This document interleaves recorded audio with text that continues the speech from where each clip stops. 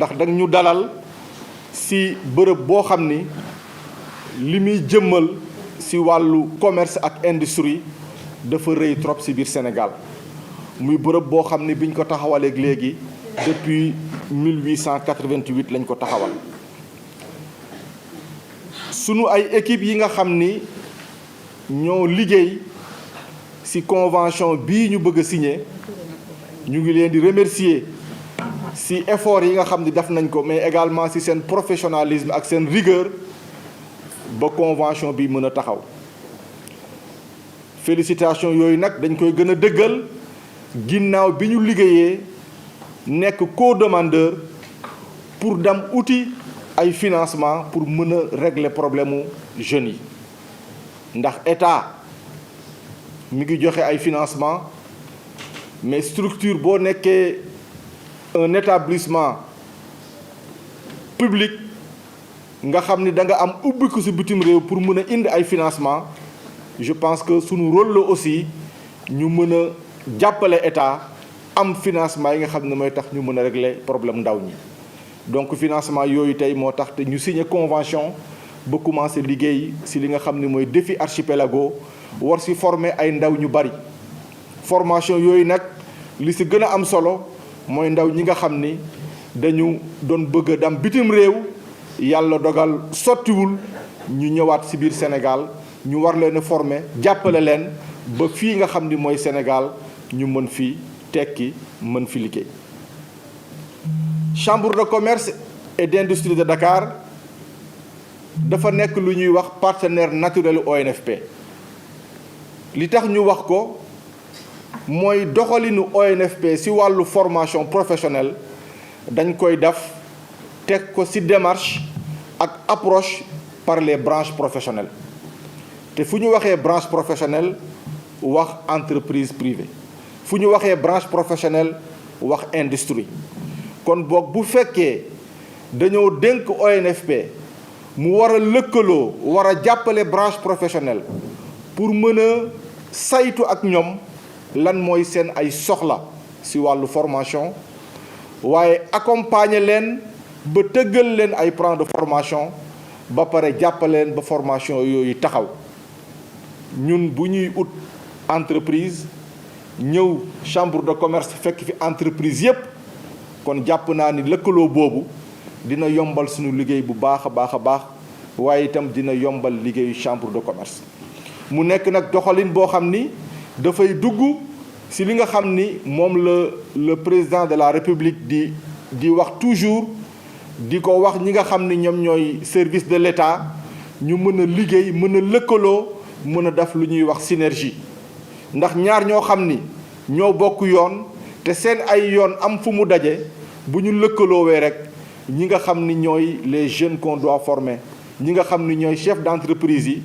seen formation dafay nekk lu yomb. convention bi am na beneen pàcc bu am solo muy lu ñuy wax validation des acquis de l'expérience. xam nañ ni Sénégal am na chef d'entreprise yu bari yoo xam ni ñu ngi yore entreprise yu mag, am na ay ouvrier yoo xam ni am nañu expérience bu bari waaye amuñu diplôme boo xam ni mooy mën a màndargal seen xam-xam boobu. validation des acquis de l'expérience dina permettre que artisan yu bari yoo xam ni am nañu xarañte bu rëy di liggéey ci biir Sénégal ñu mën leen a jox diplôme ba nga xamante ni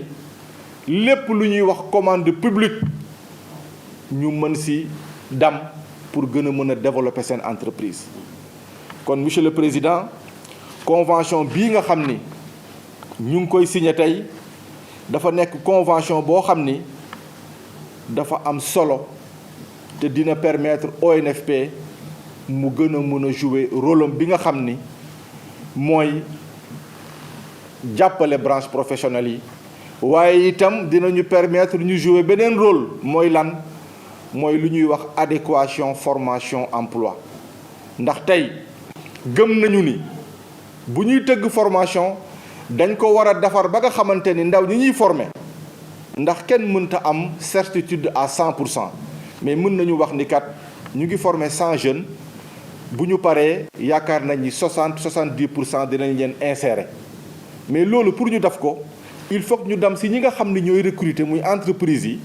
ñu ne ñu kat ñun li ñu soxla si métier ak formation lii ak lii ak lii la bu ko defee ñu mën a tëgg formation yooyu. kon problème mu adéquation formation emploi boobu bu ñu lëkkaloowee ak chambre de commerce di liggéey directement ak entreprise yi dina nekk loo xam ne dina tax ñu mën ko régler.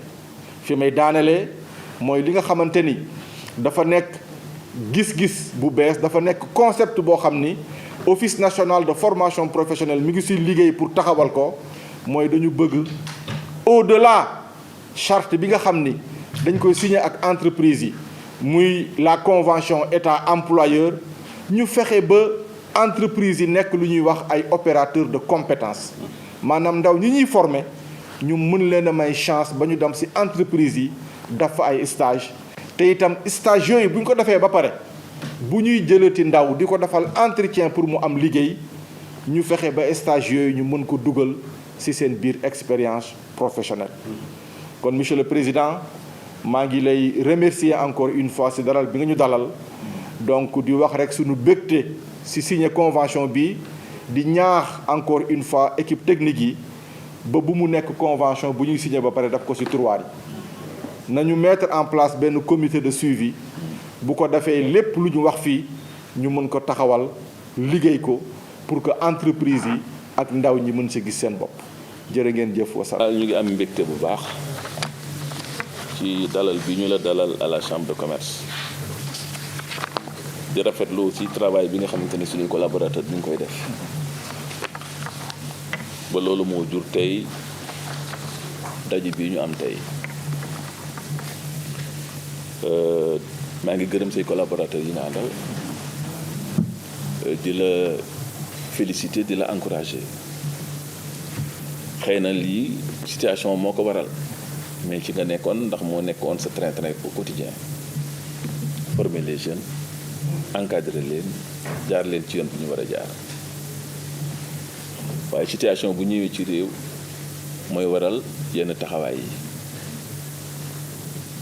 ñun nag yàlla dimbale nañu fekk na ñu ngi ànd di liggéey ci lu mel nii lii daf ñu ci fekk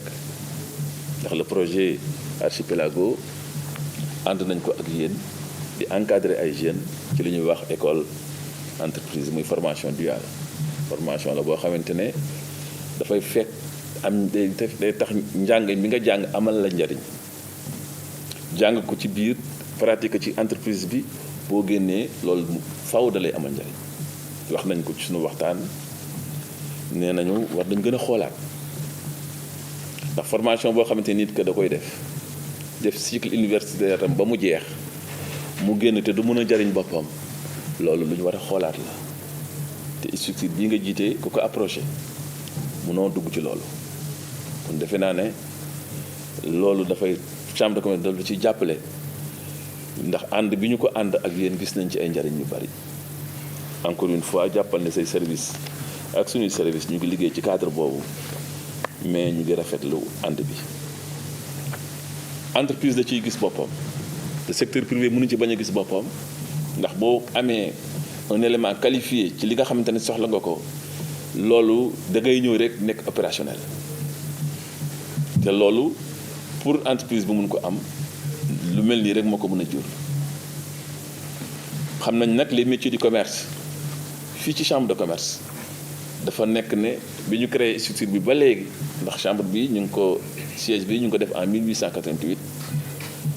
bokk nañ ci école de formation yi nga xamante ne ñoo fi njëkk ci réew boo gisee ñu am problème place fu ñu def nit ñi c'est parce que sunu demande moo ëpp sax sunu offre amuñu fu ñu def nit ñi li ko waral ay métiers la yu ñu qualifié di ko def waaye bii ñu la fekk si dafa nekk loo xamante ne seen spécialité la te loolu jàpp nañu ne loolu la ñu war a ndax fii ñu toll en 2021 bu ñu bëggee gën a booster quand même l'employabilité des jeunes il faut que ñu approcher leen loolu nag li ngeen ci mën a capter ak li ngeen ci mën a jël bari na en tout cas jàppaleen ne chambre de commerce dina nekk ci seen wet dina leen jàppale lépp lu ñu mën pour jàppale leen jàppale président de la république ci politique bi nga xamante ne mu ngi koy doxal lu ñu mën dinañ ko def parce que former nit ki mu yilif boppam former nit ki mu nekk un chef d'entreprise former nit ki ci li muy dugg mu xam ko dama ne formation bu gën a ëpp boobu njariñ ñun xamuñu ko ndax le secteur privé lu muy def alalam dafay fekk mu yaakaar ca dara waaye bu fekkente ne bu ko defee wóoru ko ne résultat bu mu ci am du ko ci am du ko def état nag dafa yaatu ndax am na loo xamante ne moom sañu ko ndax fépp la war a nekk kon bu ñu jàkkaarloo entre sunu deux institutions pour seet nan la ñuy gën a mën a jàppalante nan la ñuy gën a mën a former les jeunes nan la ñu gën a mën a ànd liggéey